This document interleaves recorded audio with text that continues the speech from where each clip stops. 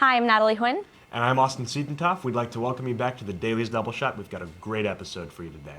Up first, we review the highlights from our spring game and see how our football players are shaping up for next year. Then, Desi Jackson is going to show us how to cook some gourmet meals in a microwave. We checkmate. Well, check out Chess Club on campus. Stuart Marlantis will discuss photo sharing software and Tech Talk. David Chrisman will review the Avengers in Film Focus.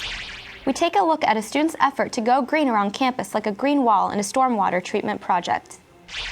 And we take a look at Desi Dhamaka, a student-run talent show and the largest celebration of South Asian culture in the Pacific Northwest. All coming up on the Daily's Double Shot. Ooh, what is that? Chinese. Yeah.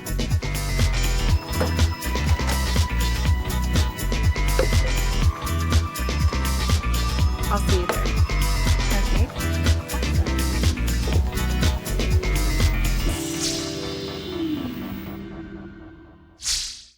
Austin, did you hear about the spring game? Spring game of what? Checkers? No, football. Why would we play football in the spring? We play ourselves. That makes no sense to me. Well, we play ourselves to see how well we'll do next year. It's a big deal. Oh, well, I suppose we have a segment. Yep, we'll roll it.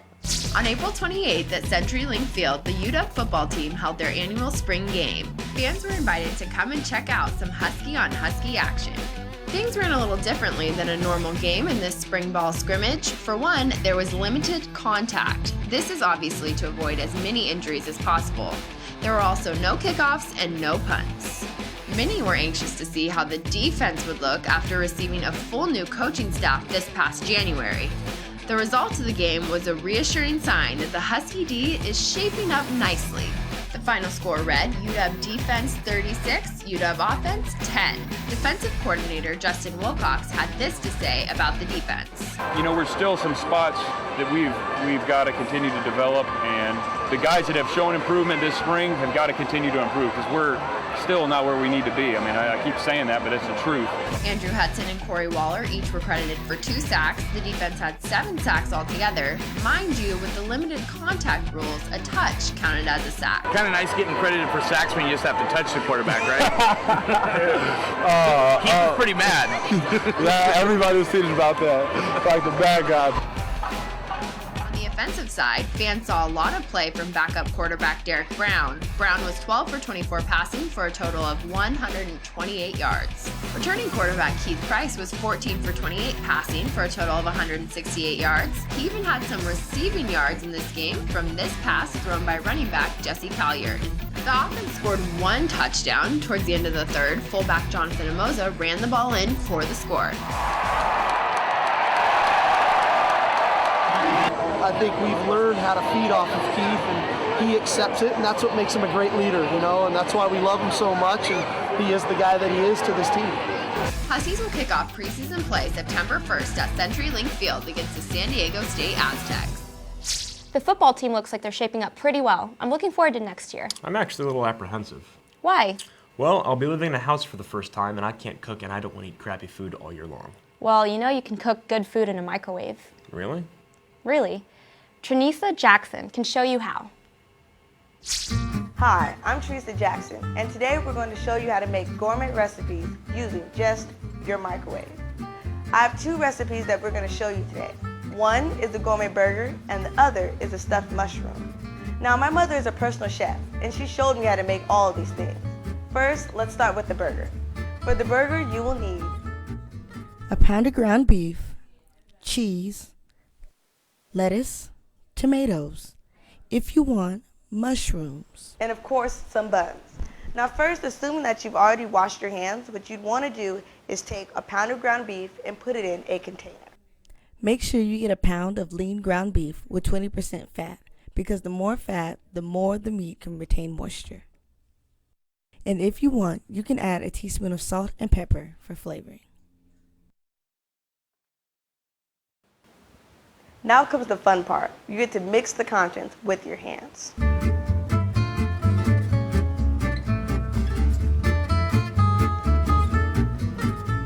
So now, since you're done mixing the contents, what you do is you make 3 patties, and put them in the glass container.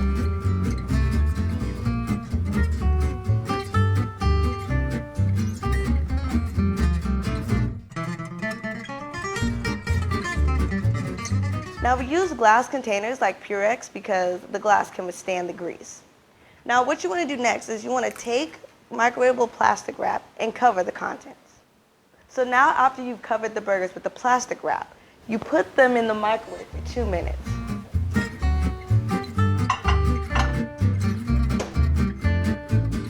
While that's cooking, we can focus on the stuffed mushrooms.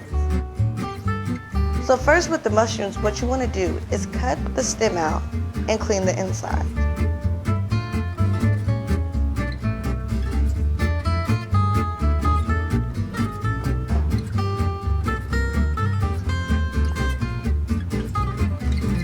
When you're done cleaning the mushrooms, they should look like this. After cleaning the mushrooms, you can move on to making the cheese filling, for which you will need A package of cream cheese, mozzarella cheese, and a red onion. Take a half cup of chopped onions, a half cup of mozzarella cheese, and a full package of Philadelphia cream cheese. When it's all mixed in the container, it should look like this. So then you place the contents in a Ziploc bag with a hole cut in the corner that you've made yourself.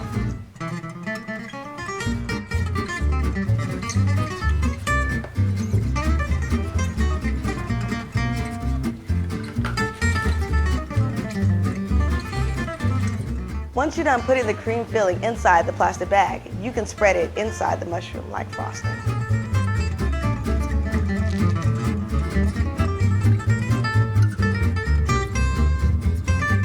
So after stuffing your mushrooms, you can take a little more mozzarella cheese and sprinkle it on there for a little more cheesiness.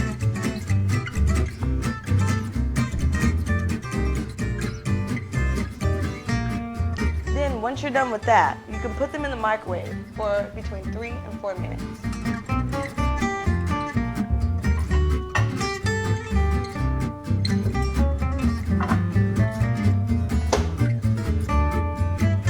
By that time, your patty should be completely finished.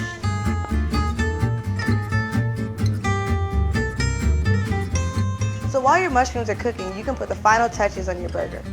I'm not going to tell you how to make your burger. You do that yourself. When the mushrooms are done, you can dress them as well. If you like bacon or ham, you can put that on there as well. Or if you're a vegetarian, you can put tomatoes on there or other veggies.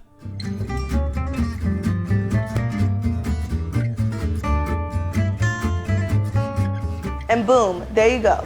Stuffed mushrooms and gourmet burgers.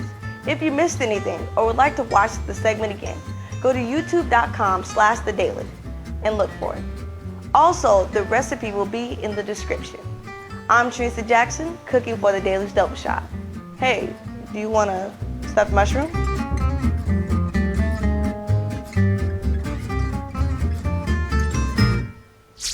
Wow, I feel better about next year already. What's next? We check out Chess Club. Cool. Roll it. The Mechanical Engineering Building is most well known for being home to those designing the future machinery of the world.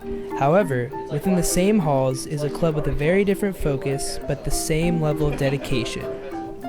The UW Chess Club is a student-run group that focuses on providing a space where chess players of all different skill levels and backgrounds can meet, play chess, or just spend time with one another and relax. After years of inactivity, the chess club has gone through a revival of sorts in the past few months due to a new president taking over at the helm of the club. That president is freshman Eli Blankers, who wishes to make the club more accessible to the UW and the community that surrounds it. We sat down for an interview with Blankers to learn a little more about the chess club and his plans to foster its growth. In college, there's not a whole lot of room for like competitive play, as much as there is for adults in like country endorsed like tournaments and for high school as well. So the chess club is really all it's about is just gathering college students who are interested in playing chess together just to play chess. We're trying to make it grow a little bit, have a lot of people, hopefully have some tournaments in the future. Fellow freshman chess club officer Thomas Witecki also emphasized the relaxed nature of the club and stressed the fact that anyone is welcome to attend the meetings, no matter how much chess experience an individual has or doesn't have. But you were right there to get the trade. Chess Club at UW, it's a great place to just come have fun, come play a couple great games of chess with some fun people. You can learn a lot. I mean, there's a lot of experienced players there, so we can teach you whoever comes, and it's a great place to learn. Both Blankers and Witecki attribute their involvement with the chess club to the fact that chess is simply unlike any other game and the critical thinking skills it helps to strengthen. It's a lot different than other competitive games and sports. In football and other sports, there's kind of the luck factor, especially like in poker, you know? I mean, a lot of games, there's a luck involved. And with chess, it's purely what's on the board. And at the end of the game, you know, we win or lose, you're like, you know, there was no outside factors to it. It's all in your head, which I think is kind of a fun part about the game. I like it because it just really gets your mind thinking. It's actually when I play chess, I feel like I think better and like other things too. Like that's part of like why I came back right now, just because like it helps me in like my other classes and stuff. The chess club meets on Mondays and Tuesdays at 6:30 p.m. So, if you're looking for a way to get involved at the UW, head on down to the Mechanical Engineering building to test your skills. Wow, chess is really classy. You know what else is really classy? What, Natalie? Tech Talk is really classy. Okay, you know what? Is this honestly the best that our writers can do? Okay, well, up next, Stuart Merlantis discusses photo sharing software and Tech Talk.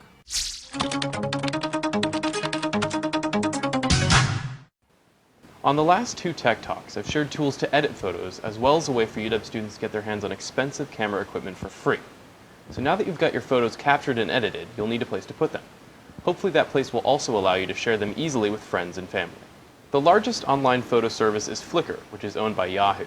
They went through a recent redesign, and now the interface looks reminiscent of SkyDrive or Pinterest. The basic account has 300 megabytes of storage and 2 videos per month. You can pay $25 a year for a pro account, which gives you unlimited storage. Google offers a service called Picasa. With a basic account, you can store unlimited photos that are under 800 by 800 pixels and videos under 15 minutes in length. With the Google Plus account, which is also free, your picture size increases to 2048 by 2048 pixels, but videos remain under 15 minutes in length. Traditionally, Picasa has offered 1 gigabyte of storage for photos that exceed the size limits, but recently Google Drive launched, which adds 5 gigabytes of usable space. Picasa also offers offline software to sort and edit your photos as well. A rising star in the photo sharing space is 500px. Its basic account allows 10 photo uploads per week, and upgrade accounts are available for unlimited uploads. 500px is a very professional space and is extremely well designed. It can be a little intimidating to use though because of the sheer talent on the site. PhotoBucket gives you free unlimited photo uploads and 500 video uploads with size constraints. It also limits you to 10 gigabytes of bandwidth per month. Pro accounts are offered for $25 a year with unlimited bandwidth. Imager offers a service where an account is optional, and you can upload as many photos as you'd like with size constraints. Imager is ad supported, and photos that aren't viewed for 6 months are deleted. It also offers a pro account for $25 per year. SmugMug is aimed at professionals, and there are no free accounts. Accounts are offered at $40, $60, and $150 per year. The service is very expandable and has a nice interface. ImageShack offers a service similar to Imager where registration is optional. You can upload photos that are 5 megabytes in size or less. Photos on ImageShack are deleted after a year with no views, and if they're viewed too many times, they're rendered inaccessible. Of all these services, Picasa is the best if you have a Google Plus account. Flickr is nice if you want to go someplace where there are a lot of users, and Imager is the best if you don't want to register. But really, your choice should depend on your own unique usage requirements. I am aware that Facebook and SkyDrive offer photo sharing as well, but I wanted to cover web services that were specifically built for that purpose. Thanks for watching Tech Talk. Please direct all questions and comments to techtalk@stuartmerlantis.com. We'll see you next time. Thanks, Stuart. Now let's throw it over to Film Focus, where David Chrisman reviews the Avengers. Hello, I'm David Chrisman, and welcome to Film Focus. Today, we're looking at The Avengers, directed by Joss Whedon, and starring a whole lot of people.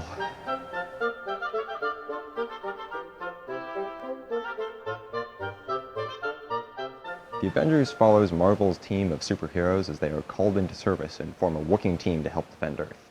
As a culmination of 4 years of movies released by Marvel Studios, S.H.I.E.L.'s Nick Fury, played by Samuel Jackson, brings together Iron Man, Robert Downey Jr., Captain America, Chris Evans, Bruce Banner, or the Hulk, Mark Ruffalo, Black Widow, Scarlett Johansson, Hawkeye, Jeremy Renner, and Thor, Chris Hemsworth, to bring down Thor's adopted brother Loki, played by Tom Hiddleston, as he threatens to conquer Earth with his alien army.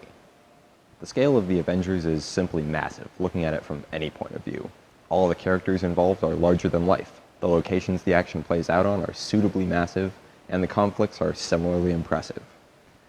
The Avengers is, in many ways, what it has been promised to be, the superhero movie of superhero movies.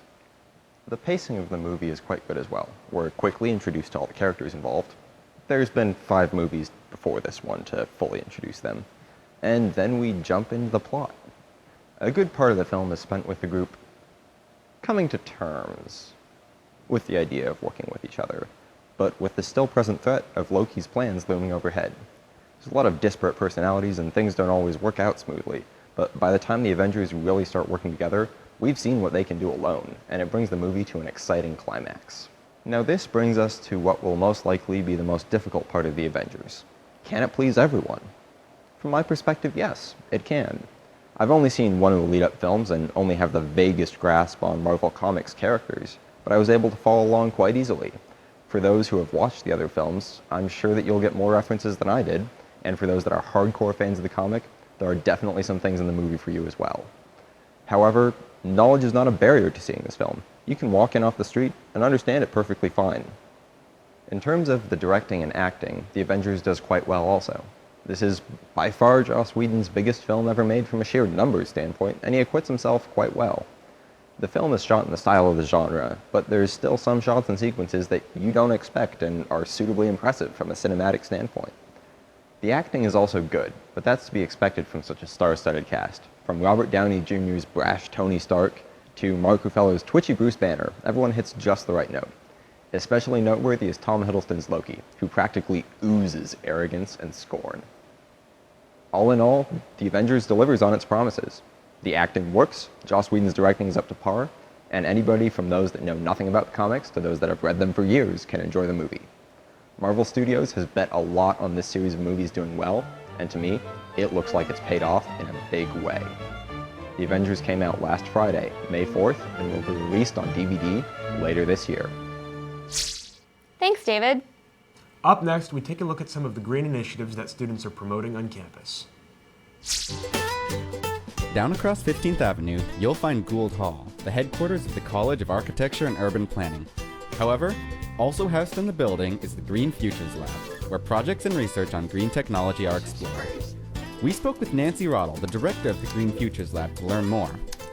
The overall purpose is to advance a greener environment. We also work with communities to help them envision greener futures. Among the projects is the construction of a green wall on Gould Hall, which aims to add beauty and sustainability to UW's buildings. The project is led by graduate student Leanne Andrews, who tells us more.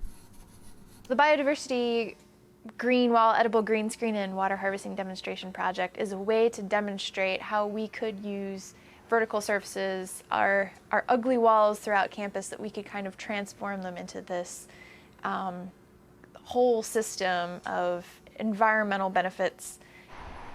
The wall will be at home in the courtyard of Gould Hall and features 2 parts, the first of which will be a system of plants that filter water and provide animal habitats. The other will grow hops and kiwi. However, at a cost of $86,000, the wall couldn't happen without the funding and support of the Campus Sustainability Fund, an organization founded by around 10 students in 2010. Among the founders is Katie Stoltz, who now serves as Outreach Coordinator. The Campus Sustainability Fund is a fund here on campus that grants funding to student-led sustainability projects. They make the campus more environmentally sustainable, that changes and increases the campus culture around making the campus more sustainable, as well as it increases the accessibility of the campus and the ability to have students making an impact in a real way. Another project funded by the CSF is a stormwater treatment plan headed by Patrick Green. Cars, animals, just basically the general built environment produces a lot of toxins, a lot of chemicals. that flows off of our built environments and into our natural environments. And so what we do is we're taking soils and plants and structuring them in a way that actually filters the toxins out of stormwater. With the support of the university and its students, CSF hopes to make the world a little greener.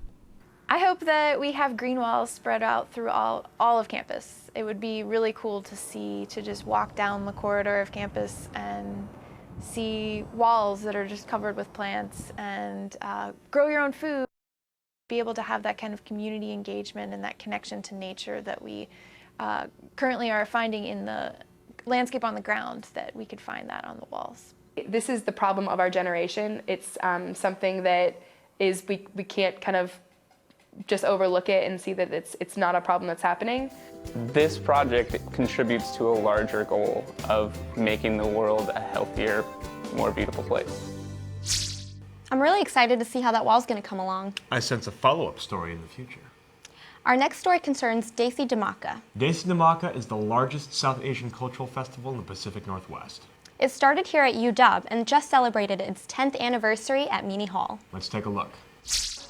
For the last 10 years, Desi Dhamaka, the largest South Asian cultural celebration and talent show in the Pacific Northwest, has been held at the University of Washington. As a collaborative effort between the South Asian, Indian, Pakistani, and Bengali student associations, as well as Sigma Beta Rho, an Asian fraternity, Desi Dhamaka celebrates and satirizes South Asian culture and heritage with dance, music, and skits. We were able to speak with some of the organizers, performers, and masters of ceremony to learn more about the performances. We get a range of things from bhangra, which is a type of folk dance. We also have a lot of Bollywood-esque dancing, and then we have bands, a cappella groups, some skits, and some classical dancing as well. So it's really a wide range of talent everywhere. Our team is built on the idea of Ras and Garba, which is a type of folk dance that comes from the state of Gujarat in India. And what we try to do with our style of dance is try to fuse like the traditional Ras and Garba with more contemporary music, with American music, with Bollywood music.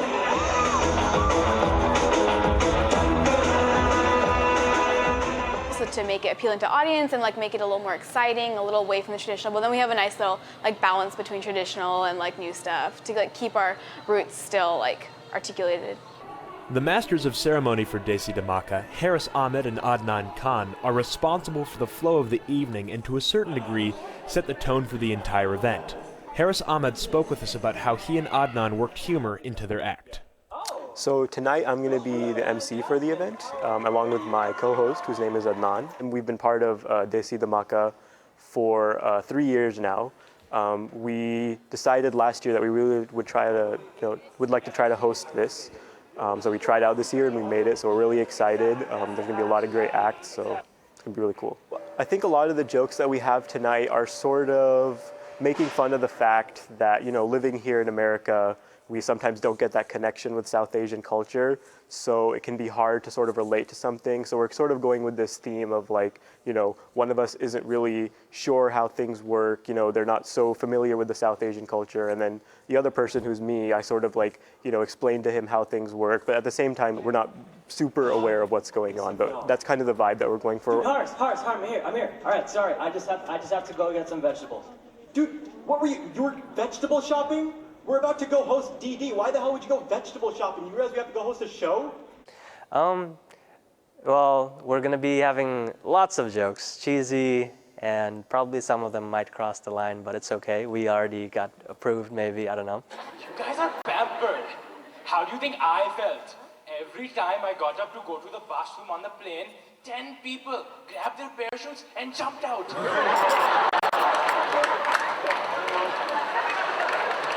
If you want to get involved in Desi Dhamaka next year, co-president Suparno Chakrabarti has this to say. Performers, the best way is we do send out emails through our listservs to everyone to MC and to perform in their auditions. We send out emails to everyone we can. I believe we have a listserv, if we include all 5 organizations that we're a collaboration of, I believe 2,000 to 3,000 people. So it's a pretty large group of people that we reach out to, and then we Facebook, obviously, as much as we can. So anyone can sign up, and then we have auditions. The best way to get organized in the group is to volunteer the year before, but we also have board applications every fall that we advertise in the exact same way. So we try to reach out as much as we can all over campus. Because of student initiative, Desi Dhamaka in its 10th year has become the most important yearly event for South Asian culture on campus. If you're interested, join in the festivities next spring. Well, that's all we have for you today. Make sure to tune in Fridays at 9:30 p.m. and Saturdays at 7 p.m. You can also check us out online at youtube.com/thedaily for segments and extra content. I'm Natalie Huynh. And I'm Austin Siedentoff. Thanks for watching. See you next time on The Daily's Double Shot.